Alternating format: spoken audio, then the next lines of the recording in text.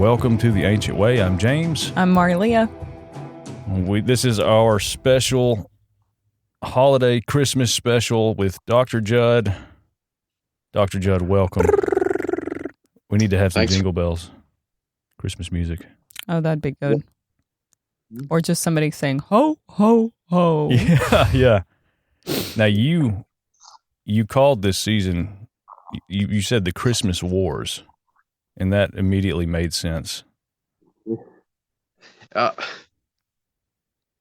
guess it was it had to have been 10 or 15 years ago when all the rigmarole about supposedly taking Christ out of Christmas and nativity taken down because they were offensive to some religious sentiments or this, that, and the other. Basically the gradual kowtowing to political correctness and all the absurdity, that's pulled in its train. Yeah. But it just seems like to me that like the big, if there's a Christmas war going on right now, it's amongst varying, sort of varying species of Christians. Yeah. Which is a real irony, we can get in, but it almost feels like there needs to be some sort of epic music behind that, Yes. And monologue like in a long, long time ago in a locality far, far away. That's funny. What are some of the conflicting views that you think we see the most? What's the most contentious point? Is it the date of his birth, of Jesus's actual birthday? Oh no! I mean, it's more along the lines of whether or not to celebrate Christmas in the first place. Whether Christmas is a pagan holiday, or if it's a something that's born out of the early Christian tradition. That is a new homage to Jesus. I mean, because it is tied with the advent of the Christian era, and that seems to be the big dividing line in terms of people that want to celebrate Christmas as a Christian holiday, as a Christian observance. It's something we should do in our hearts every day anyway. Yeah. Celebrate both the life, death, and resurrection of Jesus. But it's like communion. It's become a point of contention that's really not based on anything grounded in historical reality. A lot of passages taken out of context, a lot of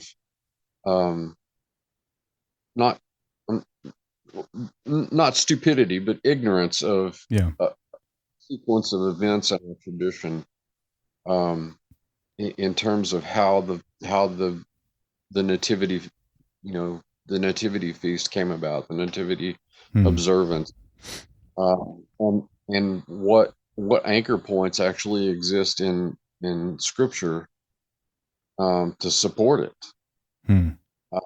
And a lot of this stuff is just sort of hiding in plain sight, and it boggles my mind to no end that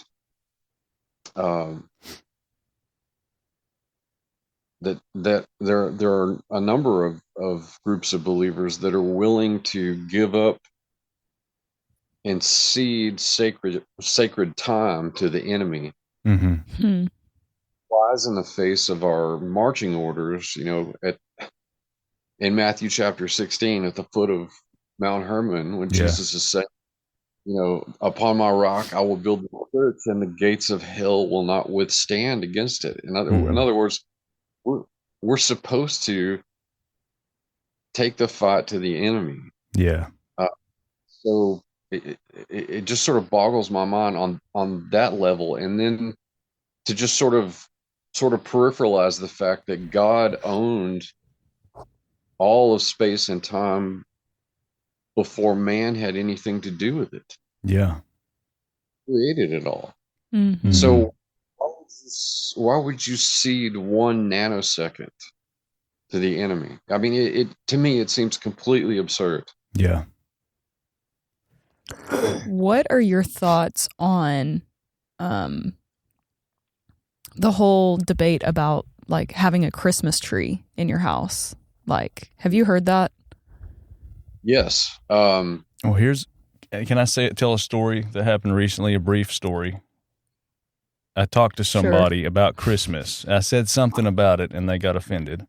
What'd you say? And they told me, this may be one of those scriptures we can dissect, that the Christmas tree was a symbol of resurrecting Nimrod, I think. Mm-hmm. Of erecting this tree and putting lights around it. Is there any merit to that? No, there's not any merit to it. Okay. And this is related to both of those. I think this will answer both of those questions about the Christmas tree.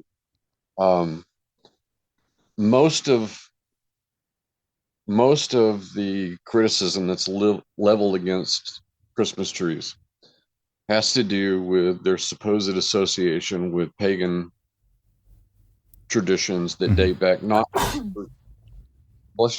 just to pre-Christian, but also to the ancient Near East. And in many cases, the argument that this is based upon is tied directly to the application of a book by a minister named Alexander Hislop. He wrote a book called The Two Babylons. I think we may have even talked about the Two Babylons. The dumpster fire of an excuse of biblical scholarship. It's just, it's horrifically written, so many mistakes in that, but usually this association of the Christmas tree with Nimrod stems from the misinterpretation of not only the identification of the site at which said artifacts were found, but the misinterpretation, taken out of context approach to looking at one of the reliefs that depicts one of the Mesopotamian Apkallu that he tried to identify with Nimrod. And the reason he did that is the site that this was found at was then known because of local lore as Nimrod. But after Hislop's book, it was discovered that this was not the name of the site, that it was in fact the ancient city of Calah, which is referenced in Genesis as part of Nimrod's larger kingdom, but the site itself was not directly associated with the personage of Nimrod. But at any rate, how Hislop's work has persisted this long, to me, seems almost a psyop by the enemy.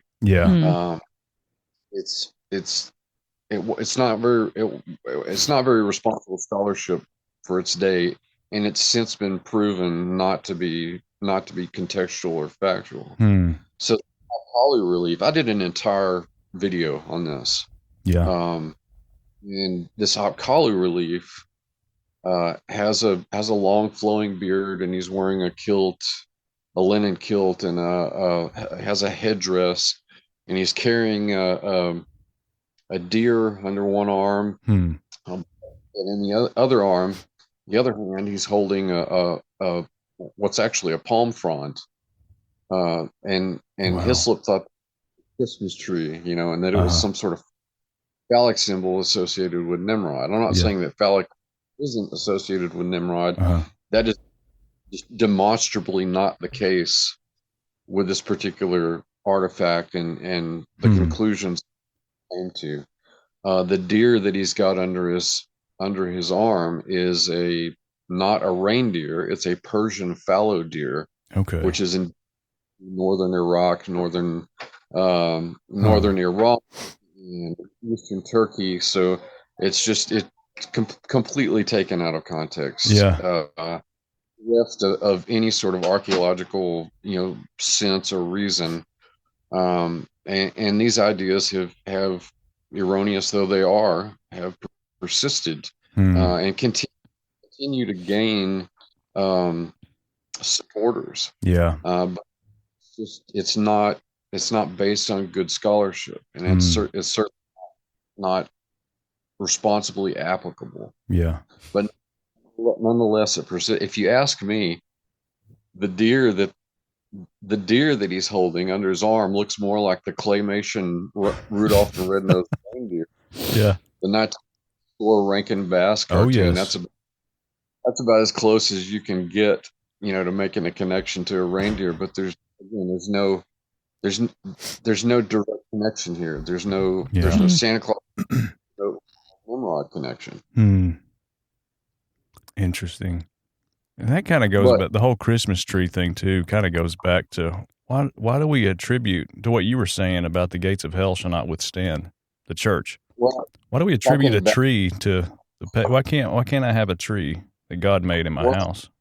If I can backtrack a little bit, another one of the criticisms that's leveled against not just the celebration of Christmas, but specifically the raising and having of a Christmas tree in your home. Passages in Jeremiah, book of Jeremiah, specifically chapter 10, that talk about cutting down a tree and adorning it with gold and silver. But often out of this argument is that this tree is felled by an axeman or craftsman in some translation and is worked and then adorned. That's because the branches are shorn off of this thing and it's made into an idol. We know exactly what these were. These were Asherah poles. They were idols of the goddess Asherah that the Canaanites and those Hebrews that were apostate erected in honor of Asherah. They were often found in conjunction with high places that were dedicated to the Baals in the ancient Levant. But if there's really not much obscurity there. That's what they are. They're not Christmas trees. Jeremiah even clarifies this in chapter 17. He names them as Asherah poles. So we know exactly what he's talking about in the larger context of that work. Okay. Certain allusions to that, but that's usually that is usually the passages that usually is probably too kind of a word. I should say almost without fail. Yeah. That those decided, and they're done. What these things collectively are: the misinterpretation of the Kala relief of the Apkallu that they identify as Nimrod and Santa Claus, et cetera, and this misapplication of passage in Jeremiah. This is something that scholars call historical presentism. When you project onto historical records or past traditions or anything like that, you're brutalizing the text when you do that. You're the old statistical that if you torture the data, you torture the statistics, it'll admit to anything, and that's very much a case of what's going on here in these instances. Man, that's exactly the scripture this guy used that I talked to, and he read it, and he said, "What does that look like to you?" It's like, of course we think of a Christmas tree, but like what you just said, that is you're pulling in modern time, slapping the present. A filter on it without any deeper dive into it. What do you think about that? In Rome, they celebrated on December 25th. What do they call it? Winter solstice. Sol Invictus. Yeah, but it was also called like the unconquered sun. Have y'all heard of that? That is what it means in Latin. Oh, I didn't know that. Okay. But it was a festival that they all celebrated and they exchanged gifts. Do you think that what we've taken from our modern, we've pulled from these traditions and kind of incorporated it all together? Well, that's certainly possible. Cultural diffusion is a reality, but you could just as easily make an argument that our gift-giving traditions stem directly from the nativity story itself, specifically gifts of the Magi. Yeah, but didn't they not come to Jesus till he was like 2? Or like later? Yes, that's right. Okay, I was just curious. Oh, I do want to talk about the Magi as well. Okay. How we've called them wise men. Oh, yeah. But they were like... Are they like magicians? Well, that's one of, I mean, the Greek word magoi, plural, we get words like magic and magician and mage. So they were wizards. Well, I mean, kidding. In a way, yeah, they were the Gandalfs of, the Ishtari or whatever. Yes. That's what I've pictured all along. Yeah. Well, there's some truth in imagery, but this is a tradition that goes back to,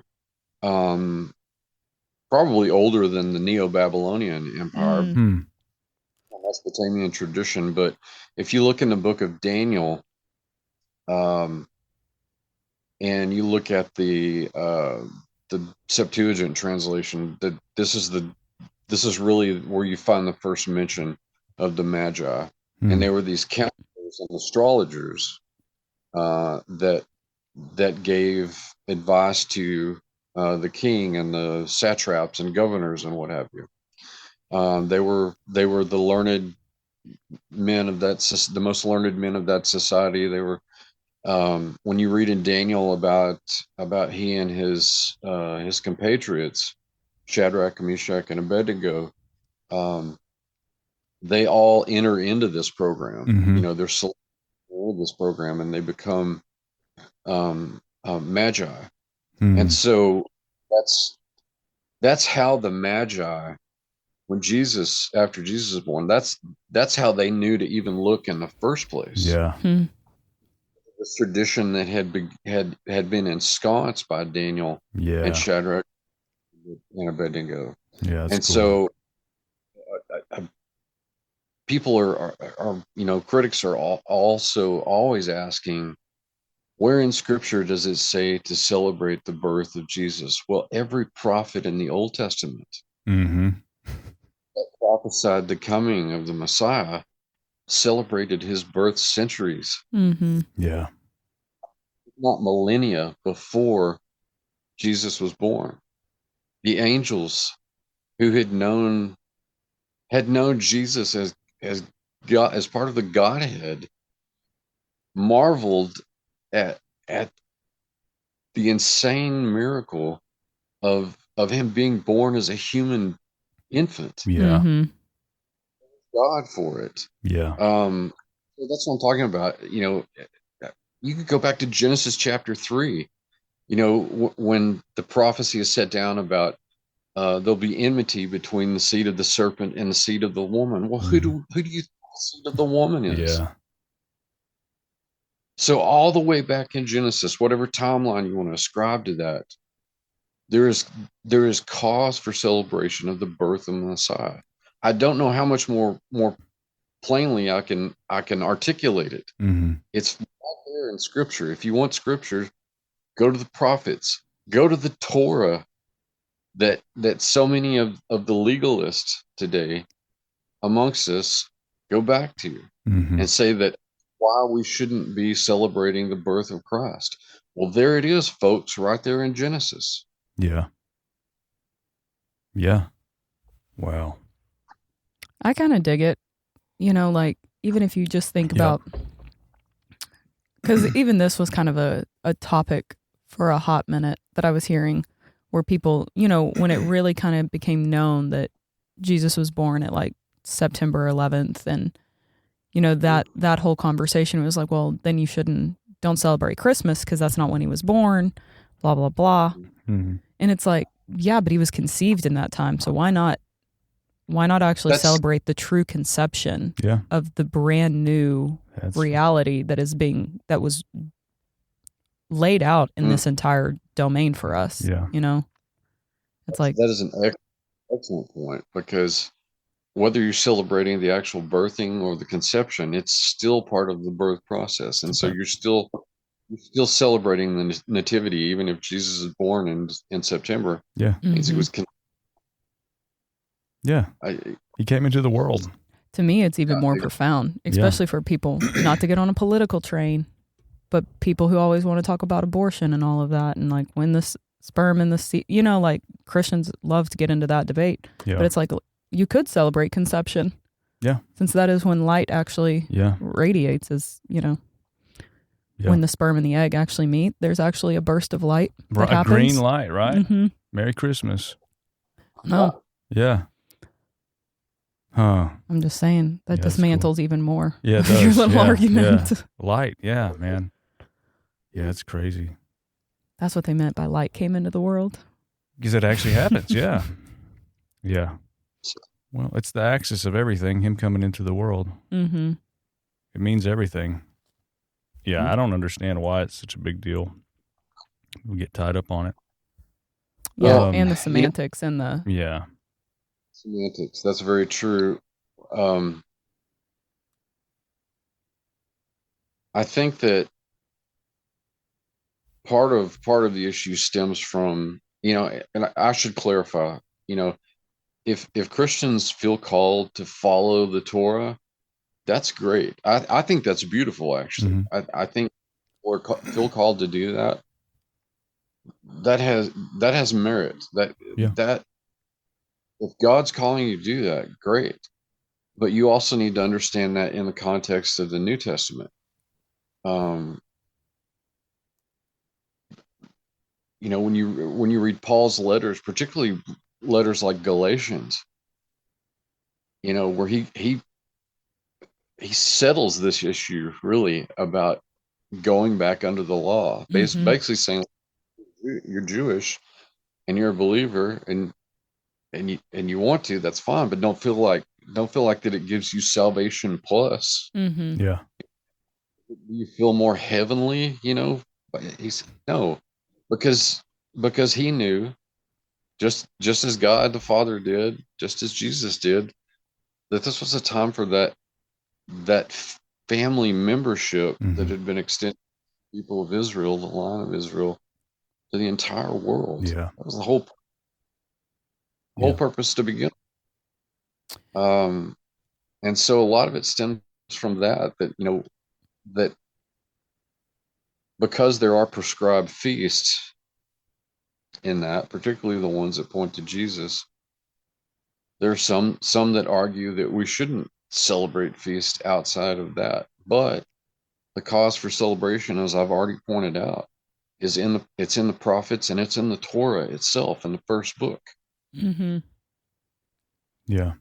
But they all point to him, like all the feasts and all the, I mean, they're all of them.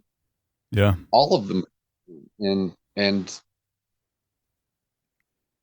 you know, there are, by way of analogy, let's do a little speculative experiment here. Let's say that we had a society. Okay, we're all going to put on our anthropology thinking caps here. Let's say that we had a society that was part of larger Western culture, and they were comprised of largely Christians, and they all felt called to create a holiday. They all, for whatever time of the year, you know, they're called to celebrate the birth of Christ in January, like the Eastern Orthodox do on Epiphany or something. As long as that celebration is conducted within the express confines of sound biblical theology, even though it's not commanded in the Old Testament or the New Testament, and it praises God, it praises Jesus, it gives all the glory to him, it has ministerial, missiological, evangelical merit. Can you really make a sound reason argument that God would not want you to do that? Right. I mean, we're not supposed to celebrate all things godly all the time in our hearts. if our bodies, in coming to salvation, if they become temples for the living God, the, as cliche as it sounds, sentiments like Christmas should be with us all the time. Yep. Mm-hmm. Because we become sacred space. Yep. Yeah. So that's why I'm saying God doesn't. When God calls us to do kingdom work, when Christ compels us to do kingdom work, He doesn't call us to abandon reason. Jesus did this by example. Yeah. You know, Mm-hmm. Jesus was one of the most reasoned teachers, if not the most reasoned teacher in the history of all teaching. Yeah. And so that's why, I love what my dear friend, the late Dr. Mike Heiser, always said on French Pop 321, that the world that we live in is strange, but your thinking doesn't have to be. Yeah. So we acknowledge the supernaturalism that's out there, the weird, strange, important stuff. Mm-hmm. But that doesn't mean you have to abandon a reasoned approach to it. Yeah. That doesn't sound like a very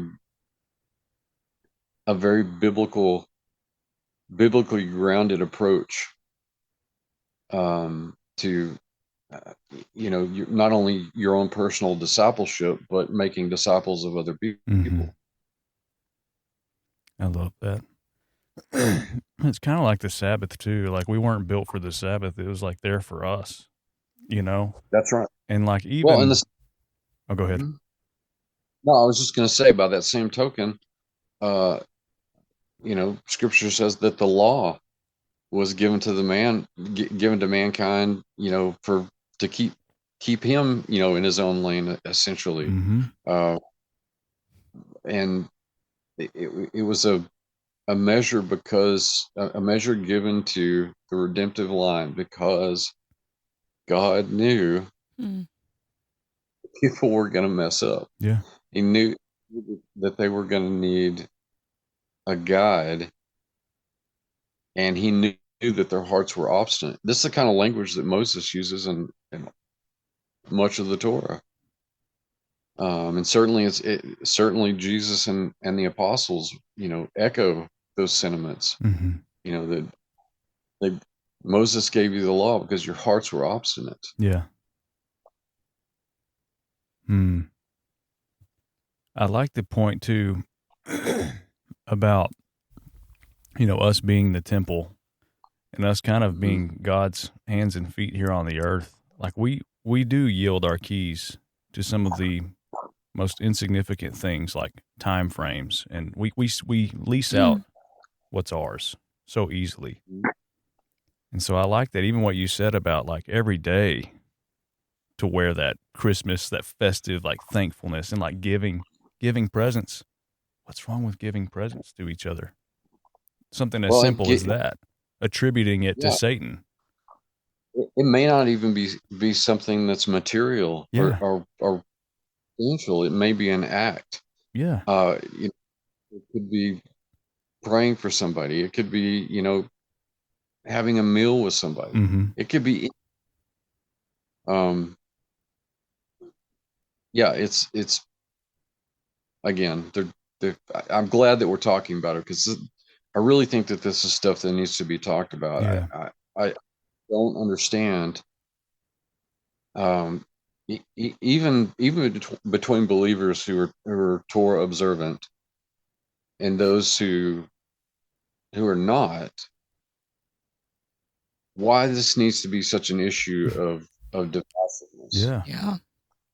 That needs to be cause for, lambasting, one side of that position. Yeah. If you look at Christianity, it's completely comprised of denominations, and it's a messy tangle of interpretations of the Bible. Yeah.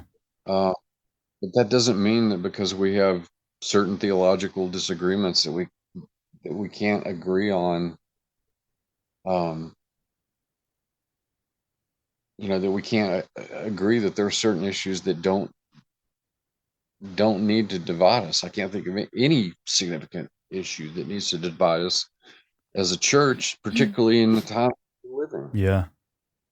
Yeah. And I think it was Bob Jones that said this.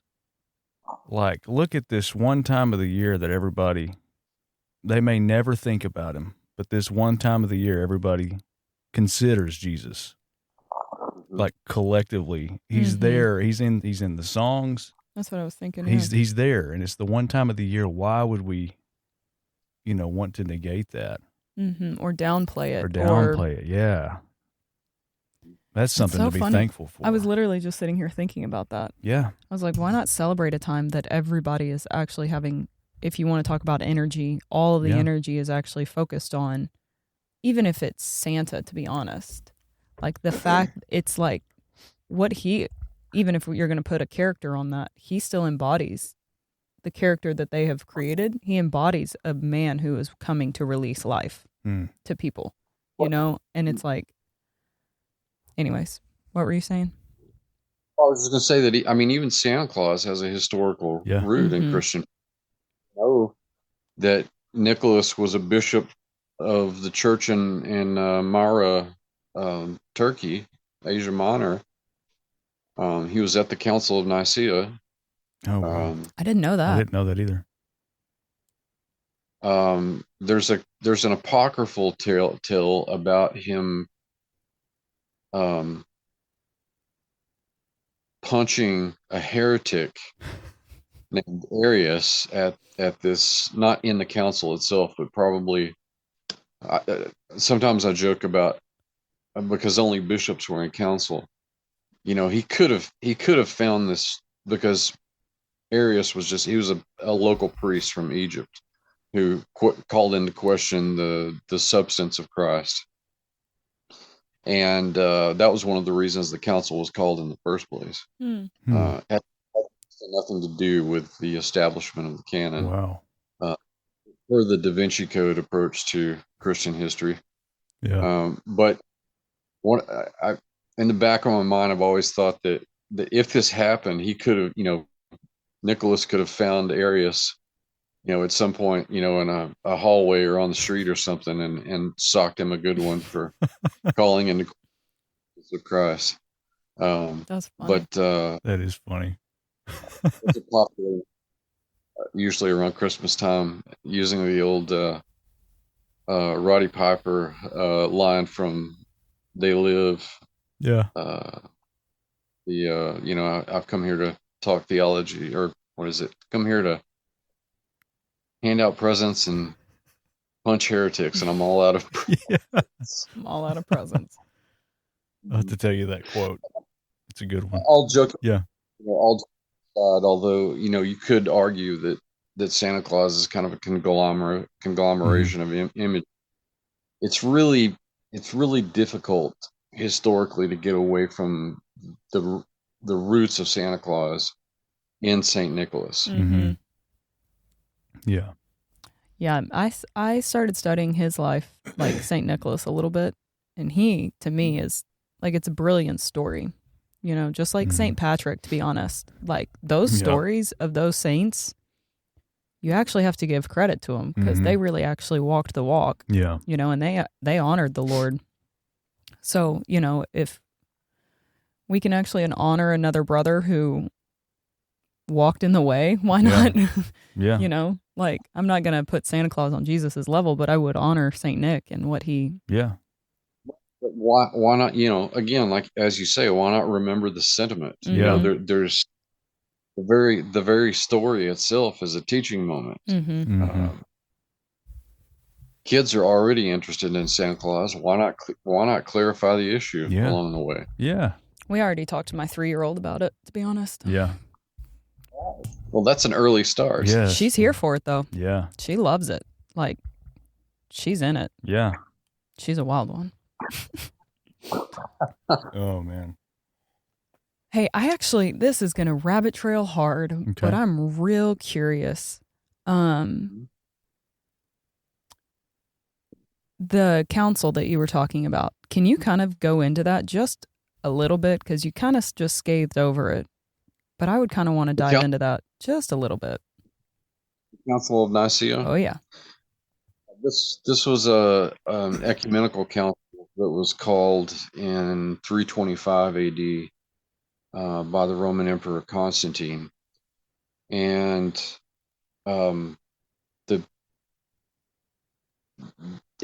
basically he sent out letters to every bishop, every leader of a church community in the Mediterranean basin. So you got people coming all over from the Mediterranean basin to discuss not only, what does it mean to be a Christian? What do we as the ecclesia, the church, what do we proclaim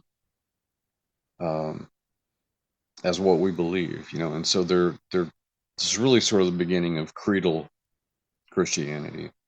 But the main reason that it was called is because there was this priest, Arius, that I mentioned a moment ago, in Egypt, who had been calling into question the supernaturality of Jesus. Was he of the same substance as God or not? So the Greek word homoousios and homoousios, the same substance and slightly different substance, became the in fact that became kind of the hinge of the entire council debate. And there's even a meme about that. There's a little kid who's looking up at Santa Claus, and the kid asks him homoousios or homoousios, and Santa Claus goes, huh? And the kid looks down and says, "You're not the real Santa Claus." Oh, it's funny.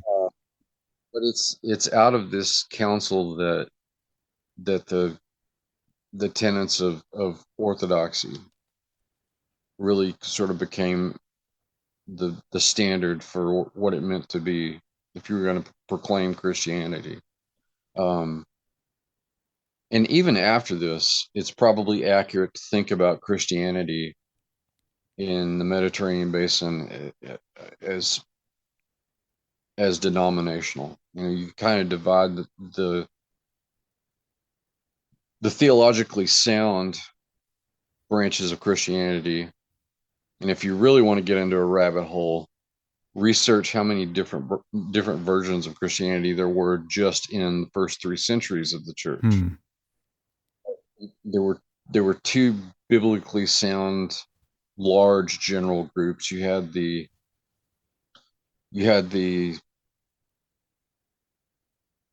sort of Levantine Jewish Christians, and again, you could find those around the Mediterranean basin, but these were ones that still kept observed the Torah, but they also believed that Jesus was the Messiah. You had Hellenic Christians who were in other parts of the Mediterranean, who didn't, or maybe in some cases, maybe partially followed Torah, but largely did not. And then you had a large mass of very discernibly heretical Christianity, under the large umbrella of Gnosticism or Gnostic Christianity. And so out of the divergence and the denominational profusion, the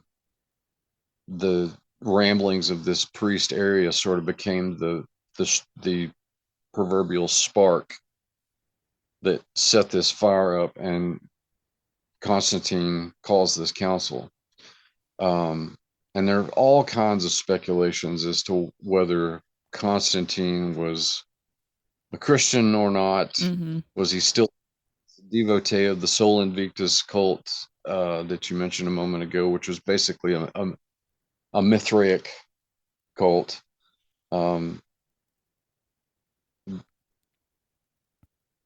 But people like Eusebius, who was the father of church history, wrote the history of the early church, and knew Constantine, And people like Lactantius, another church scholar and scribe who was actually a teacher to Constantine's children. These people that were men of letters in their day and actually knew Constantine attested that he did have a conversion experience. Ultimately Constantine and God. I'm not here to lionize Constantine. Yeah. I'm just saying that it's also plausible that God used him to the trajectory of the church at this point in time. But yeah, usually as peripheral but still pertinent material, things like the Council of Nicaea and Constantine's involvement at one point in time, for much of his life actually, in the Sola Invictus cult also come up. But once again,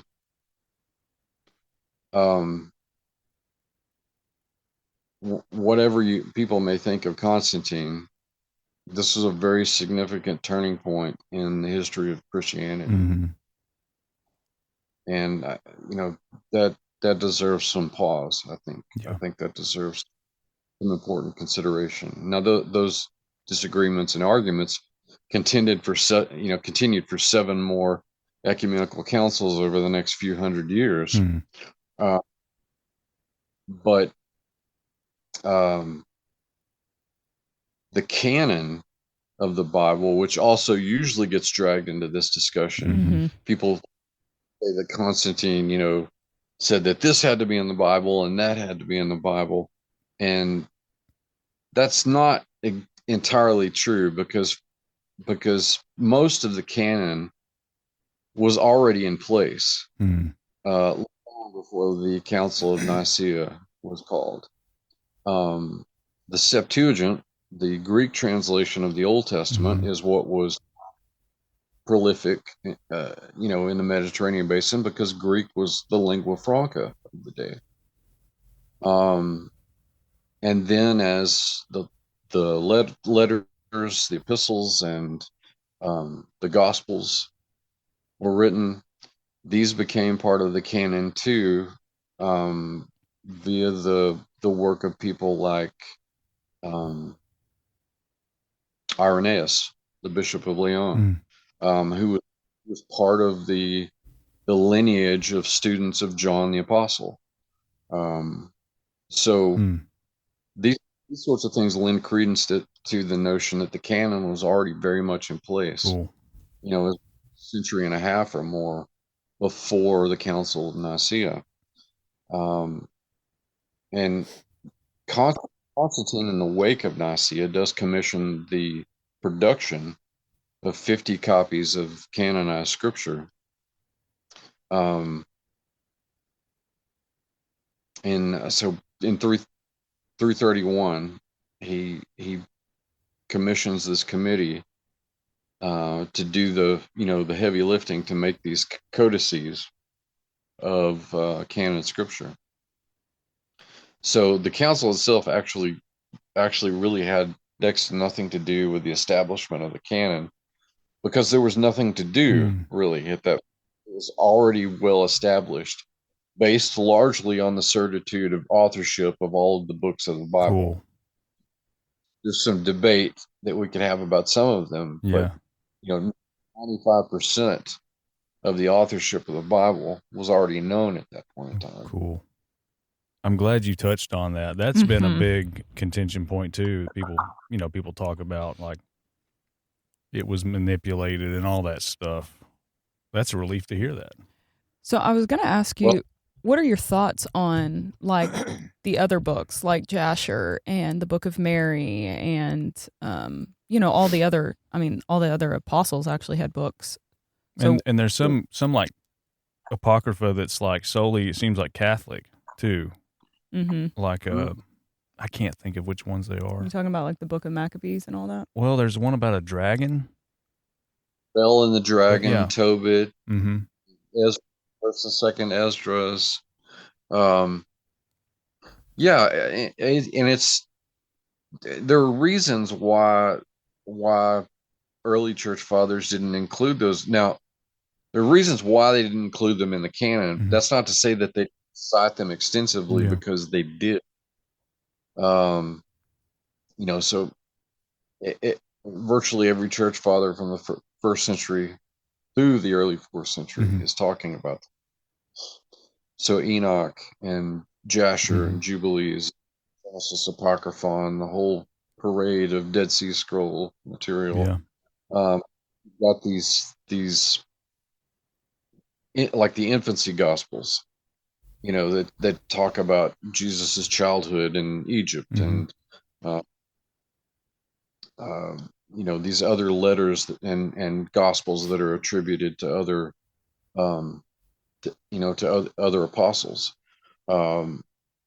Again, the authorship, because the authorship was not certain, is why you don't have a lot of those gospels that are sometimes attributed may not have actually been written by the apostles. Okay. And in the case of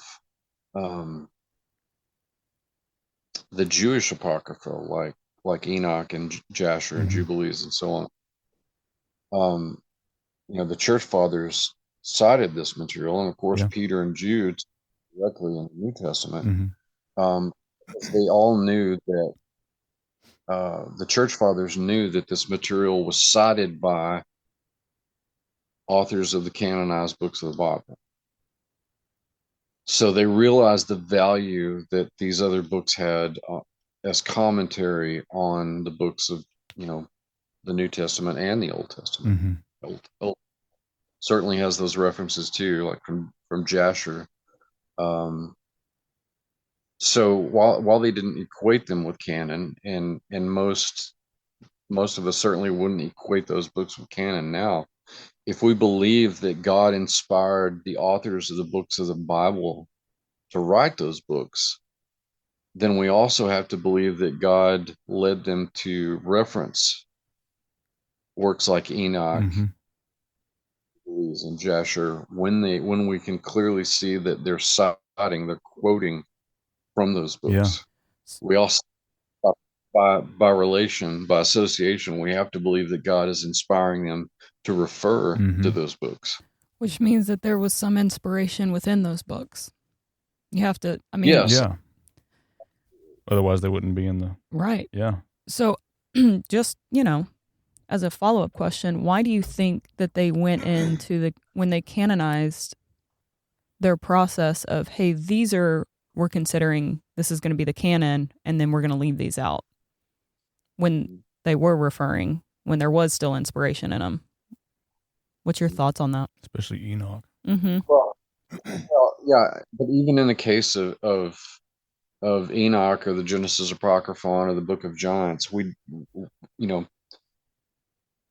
in the case of Enoch, for instance, that's attributed to Enoch. And I Mm-hmm. tend to believe probably a crystallization of older oral tradition that may in fact go back to the early post-flood Mm. um, patriarchs who would have known about Enoch or carried on those traditions through Noah. I don't see any reason why that can't be the case, because those traditions exist. Even the law existed in oral form before it was ever written Mhm. down. Mm-hmm. So, again, it became an issue of certitude of authorship. Not that they didn't think that there was inspiration, Mm. a certain degree in those works, and value and merit as commentary. It's just simply that for the reason that the books of the Bible that were part of the canon, made the canon, by that same metric, uh, those books like Enoch and Jasher and Jubilees were left out because of the uncertainty of who actually wrote them. Okay. Hmm. How does that fit? Because people don't. Sorry, I'm just curious, but like nobody fully knows who wrote Hebrews. Mhm. So if they weren't sure of the authorship, how did Hebrews get in there? Well, that's what I'm saying is that it was not universal. There were certain letters like Hebrews uh, that some people think Paul wrote. Some people think Barnabas wrote Mm-hmm. Hebrews. I think it's a possibility. Um, there were enough candidates Mm.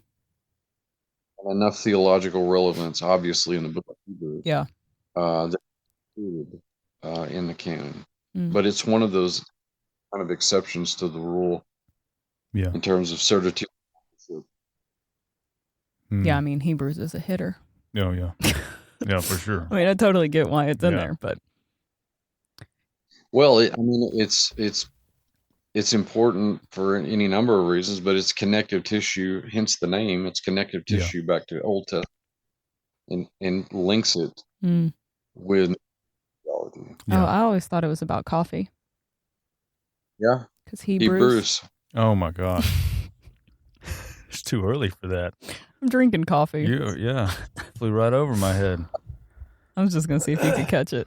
You know I can't. I'm slow. No, that's good though. I love that. I love Yeah. diving into that conversation as well because I'll call us laymen over here.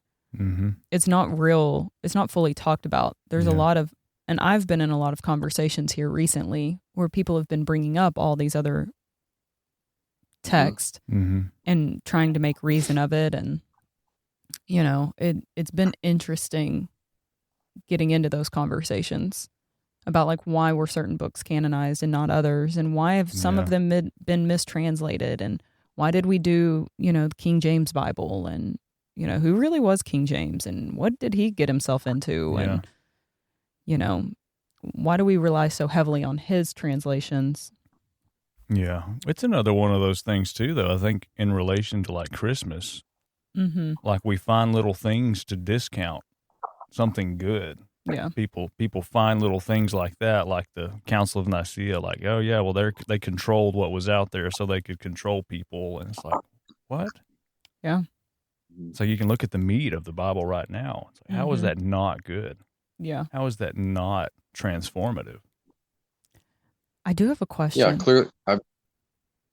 Shoot. Well, do you know the history of King James and all that, and his person, and are you? That's probably gonna need to be a whole other It's an episode. Well, I'm just curious because I stumbled upon something, and I don't know if I can fully gauge it. You want to scratch the surface real quick? Can I? Are you up for it? Yeah. We probably should circle back to the topical stuff. Okay, I will. We'll do a King James episode one day.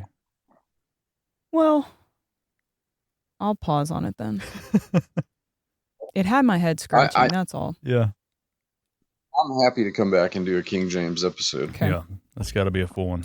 Okay. Because I heard he was like a slippery snake. That's why. It's a teaser. Yeah. Yeah. That might be a gentle euphemism. You got it. Okay. He knew what I was talking about. Yeah. So, circling all the way back to the canon. And Christmas.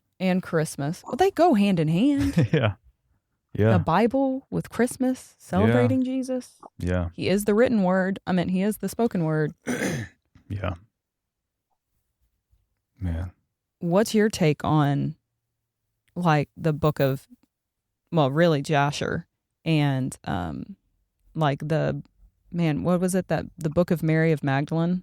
Have you read that? Looked into that? I have. When I took some of my graduate church history classes, we looked at some of the particularly some of the stuff that was getting discovered and translated at the time, like that were largely Gnostic in trajectory, like the Gospel of Judas was a lot of ways, like about 2006 or thereabouts, 2007. But the when you look at the so-called like Gnostic Gospels, stuff jumps out because of the language, the kind of language that they're using. They're elevating spirit above the flesh, Mhm. and that's the only matters, and that there are all these strange celestial beings like aeons, and that the God of the Old Testament was this Yaldabaoth, and Hmm. blind, insane angel creature that brought everything, this chaotic, evil world into being, and that Jesus was actually the real God, separated from the Old Testament God, and so Wow. it becomes, pretty quickly, you could ferret out the bad theology, Mhm. where the stuff, um, and so if people want to read, I mean, gosh, you walk down to Barnes and Noble or your local bookstore, or not even leave your house and order it on Amazon Yeah. if you want to. Copies of the Nag Hammadi library, that have the Gnostic literature in it, and just pick one and compare it with a book in the New Testament, Mhm. and the stuff that at you in the same way that it did, with Irenaeus and the other church fathers, Mm-hmm. that were hammering out the canon essentially. Yeah. You have to think about it, though. It's kind of cool for them to be able to pull it all in, to sift through things, and to actually be led by the Spirit of like, hey, these things, because I think everything is actually about pointing to Jesus. Mhm. The whole Old Testament, even all the New, like everything is lynched in the Gospels to me. You have to read the Bible through the Gospel Yeah. lens. And it's actually kind of cool when you Yeah. think about it. It Like is. how every single book it paints the picture of who God really is. Well, that's a conversation I have with a lot of people. I mean, one of my jobs previously, there was a guy we would talk about it when I first started coming around and really started reading the Bible and stuff. My friend would ask me, he would say, "Yeah, but," or you hear people say, like, "How do you know God exists? Like, where's the evidence? Show me the evidence." I'm like, "Do you not see like the Bible? Mm-hmm. That alone is. Do you not understand the weight of that surviving through the years and like the council and all these different things that our church fathers have been through and paved the way for and all that stuff? It's survived all the way up to Mm-hmm. here, and it's the most widespread collection of books, everywhere. It's like, is that not good enough I for you? Yes, I think that I like what Jordan Peterson said in an interview one time. He said that he was asked about literacy and the literary tradition in Western civilization, and he said something, I'm paraphrasing, but he said something like, when you think about it, the Bible really is the book, whether you believe in it or Yeah. not, because it was the one that was, I mean, almost, again, certainly before the council, people were making copies of it, Yeah. usually book by book. In the wake of the council in 331, with that committee, got an entire set of codices that are made of it. Mm. It's the first book that's copied in mass by monasteries all over the continent of Europe, from the beginning of the Dark Ages until the end of the High Middle Ages. Mm-hmm. When Gutenberg builds his printing press, it's the first book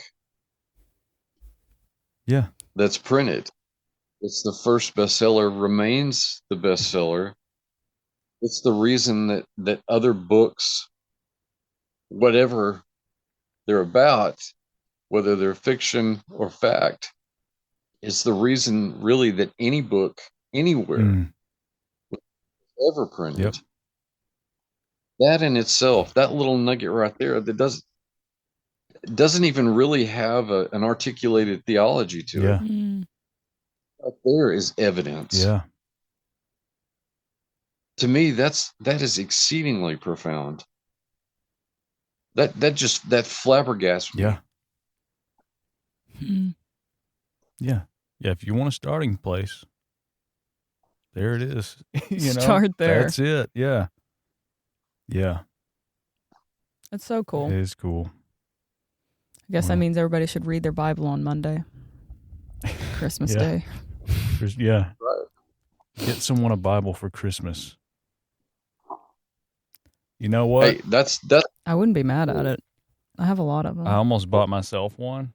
It was the James Earl Jones Bible. the James. Are we talking about a physical? I'm talking about James Earl Jones audio recorded the Bible where he reads it.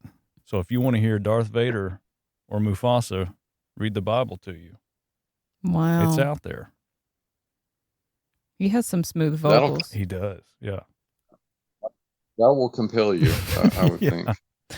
You will feel the voice of God. Yeah, that's it. I am your father. Get him to read. Yeah. I am your father. Oh, man. No, that really is out there. I almost bought it for myself. That's funny. Yeah. I want to point out that there have been Star Wars references since the beginning of this interview. So. Yeah. That's how we roll. There's a hint. Yeah. We might like Star Wars. Yeah. That's cool. Well, thank you for unraveling. Thank you for helping us unwrap this present. Yes. Yeah. Lots of My pleasure. Yeah. Very, very helpful. I mean, just even stuff with the council too. And, I like talking about that stuff. And the Christmas tree, clarifying that scripture. Like that's something that people need to hear too. Yeah. Even St. Nicholas. St. Nicholas as well. It was all tied. Church father. I see the loop. It's in there. That's good. Do you have anything else? I would add that, and again, a lot of your listeners probably know my work on Paganism.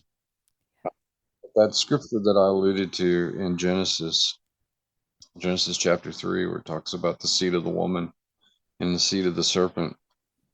Something to remember is that if we look at that as a prophecy too of the coming of the Messiah, the birth of the Messiah, Jesus is literally acting out that not just throughout his life, but because he spent so much of his time in Galilee and in old Bashan, literally the land of the serpent.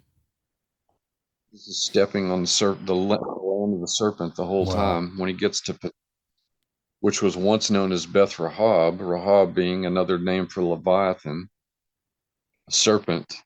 Jesus is really stepping on the serpent's head when he gets to. So, to me, that has personal value to me because I've done so much work on Paganism. But it's just one more of it tying it all back to this prophecy about the birth of Christ in Genesis. Wow. It's brilliant, though. Yeah. He covers it all. Yeah. It's amazing. Talk about the thread, though. Like, literally, again, like I was saying earlier, just everything in the Bible, Old Testament, everything is pointing to him. Like, well, Jordan Peterson, there was some kind of he did something recently, and there was a chart, too, that he lined out, and it showed every reference, the Bible, like how it references itself, Old Testament, New Testament, and it was this, like, looked like a incredible rainbow of just, it's alive, that kind of thing. I think, and I'd like to encourage everybody to pray for Jordan. He's one of my favorite, he really is, and if he's definitely Jungian in terms of his orientation. Break down on a number of occasions talking about the reality of Christ, and if he's not already a Christian, he seems really, really close.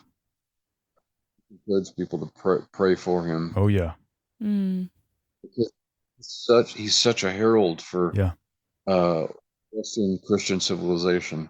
Yeah, he is. He's definitely there, if not almost there for sure. I love those interviews. Yep, me too. Yep. Cool. Do you have anything else? Did we miss anything? We hit the Christmas tree. We hit Santa Claus. I think we got a pretty good smattering of presents under the proverbial tree. Good. I think. We didn't talk about elves. Oh gosh. Oh. Maybe later. Hey, Christmas happens every year, so We'll circle back to elves hit next year. elves and snowmen next year. Dang it. Merry Christmas, everybody. Yeah. Everyone listening. Merry Christmas, Dr. Judd. Merry Christmas, guys. Thank you. All right, guys. We'll see y'all next time.